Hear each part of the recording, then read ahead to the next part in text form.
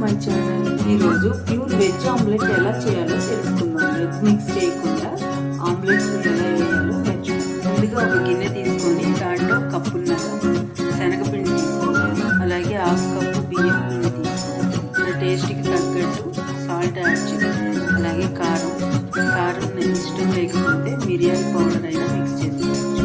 అలాగే కాస్త పసుపు, అలాగే కాస్త బేకింగ్ సోడా, అలాగే కాస్త జీలకర్ర ఇవన్నీ వేసి బాగా మిక్స్ చేసుకోవాలి. ఇలా మిక్స్ చేసుకున్న తర్వాత దీంట్లో వాటర్ యాడ్ చేసి బాగా కలుపుకోవాలి. ఇలా ఈ కన్సిస్టెన్సీలో ఉండలు లేకుండా బాగా మిక్స్ చేసుకోవాలి. బాగా మిక్స్ చేసి ఉంచుకోవాలండి. దీనిలోకి ముందుగా మనం కడిగి పెట్టుకున్న టమాటాలు, పచ్చిమిరపకాయలు యాడ్ చేయాలి. కావాలంటే ఉల్లిపాయలు కూడా యాడ్ చేయవచ్చు, కానీ నేను యాడ్ చేయట్లేదు. ఇలా కూడా బాగుంటుంది. ఇలా బాగా బీట్ చేసిన తర్వాత టమాటాలు, పచ్చిమిరపకాయలు యాడ్ చేయాలి. సన్నగా కట్ చేసుకోవాలి. ఇలా యాడ్ చేసి బాగా మిక్స్ చేసుకోవాలండి. మీకు కావాలంటే ఇంకా తక్కువ కూడా వేసుకోవచ్చు. నేను కాస్త ఎక్కువ వేసాను టమాటాలు.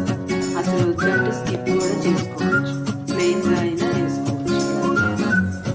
ఇవన్నీ బాగా మిక్స్ చేసుకొని ఇలా పక్కన పెట్టుకోవాలి. ఇలా పక్కన పెట్టుకొని ఇప్పుడు పొయ్యి మీద పాన్ పెట్టుకొని ఇలా ఆయిల్ వేసుకోవాలి. ఇలా బాగా స్ప్రెడ్ చేసుకొని ఇప్పుడు మనం మిక్స్ చేసి పెట్టుకున్న ఆ మిశ్రమాన్ని దీంట్లోకి వేయాలి.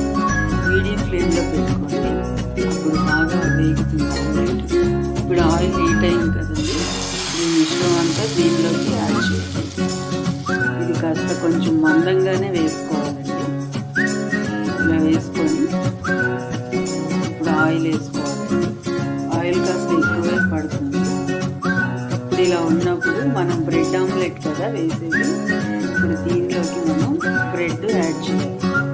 ఇలా కాస్త పచ్చిగా ఉన్నప్పుడే బ్రెడ్ని యాడ్ చేయాలండి. బ్రెడ్ని మనం ముందుగానే కాస్త ఇలా ఈ కన్సిస్టెన్సీలో ఫ్రై చేసుకోవాలి. దీన్ని బ్రెడ్ దీనిపైన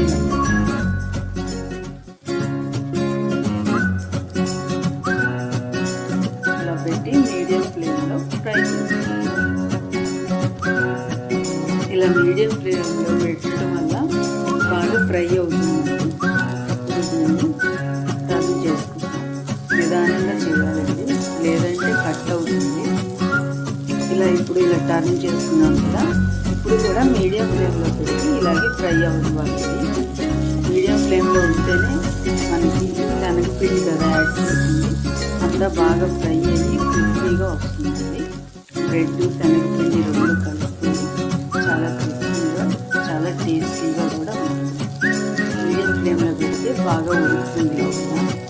అందుకని మీడియం ఫ్లేమ్లో పెట్టి చేసుకోవాలి. ఇదిగోనండి, ఫ్రై అయిపోయింది. చూడండి, ఇలా మూవ్ అవుతుంది కదా. మీకు కావాలంటే చీజ్ కూడా యాడ్ చేసుకోవచ్చు. చీజ్తో మనం ఫ్రై చేసుకోవచ్చు, కానీ నేను ఆయిల్తో ఫ్రై చేస్తాను. ఇప్పుడు దీన్ని ప్లేట్లో టర్న్ చేసుకోవాలి. ఇదిగోనండి, రెడీ అయిపోయింది. Pure veg bread omelette. Egg లేకుండా నేను ఇలా చేశాను.